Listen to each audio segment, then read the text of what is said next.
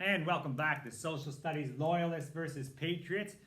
Today, on Wednesday, we're going to be continuing this, and just to make sure we get all of the arguments there, we'll look for some weaknesses and see if we can bolster them up and get you thinking a little bit. There was some good work in there. Let's have a look at this.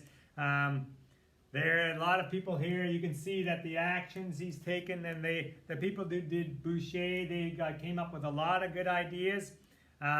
The arguments against them: we don't want the British laws, we want our freedom. The British laws are too harsh and it's unfair. The king is not God. I like that one because this guy's a preacher. He's always talking God. So those are good arguments.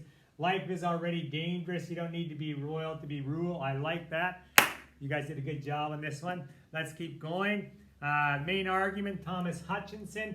He's got some very good ones. He wrote a letter that should be tougher on the colonists. That he did. Having too much freedom is bad because you might get in danger, so you have to stay loyal to the government. These are good points.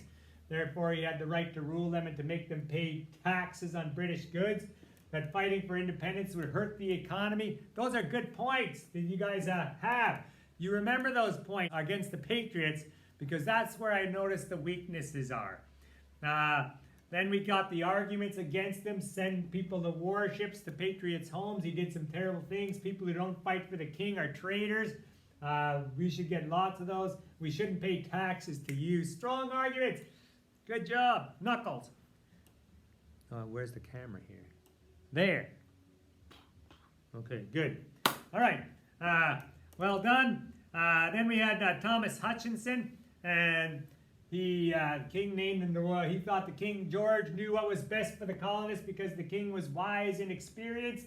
There he goes. We could have a few more there. They believed that it was wrong to oppose the king. They told their followers, you have the duty to be loyal. Well done. Then we got on to the Patriots. And we met this guy, Samuel Adams. They put him in there. Successful writer, paint printer, inventor. They're unfair. British can't make unfair laws for the colonists. Tried to convince the government to stop the unfair laws and gave speeches about independence. Oh, that's still Benjamin Franklin. Okay. Anyway, there'll be lots of parts cut out here. Here we go. Benjamin Franklin. British keep making unfair laws. Tried to persuade. No.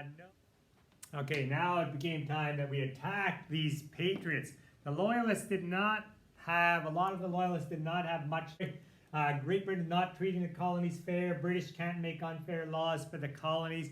Now, as I said, you can just put anything under there. And if you go back to some of the arguments that the Loyalists had, like Boucher, he always argued about God, so throw it in there. Go against God.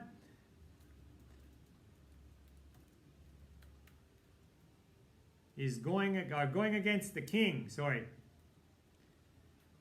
Going against the king is going against God.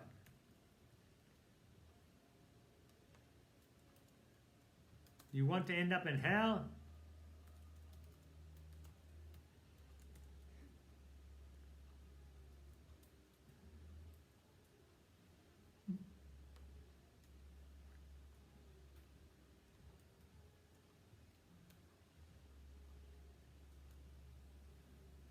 Or how about this one here?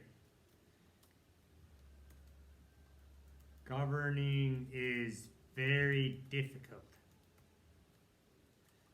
Leave it to people who are experienced.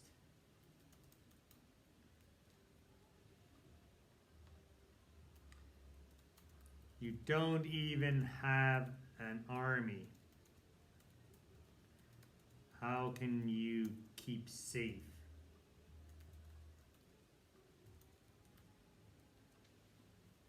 Okay, and those are just some of the arguments. Now, those arguments will get repetitive, but we're just going to give you one last time.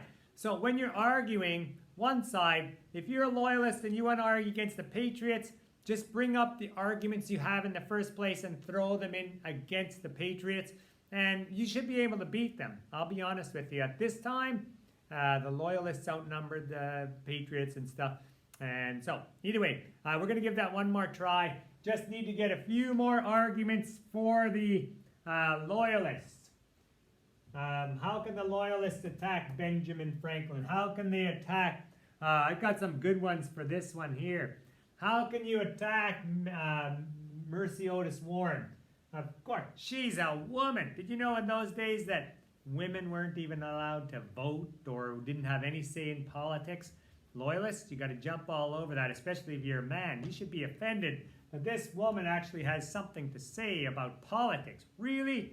Politics? Women? Anyway, get some stuff written in there, and then we'll have a lot to go on when we get to the Kahoot and things like that. And we'll see who's going to win this argument by the number of points, counterpoints that they can make. Okay, good luck.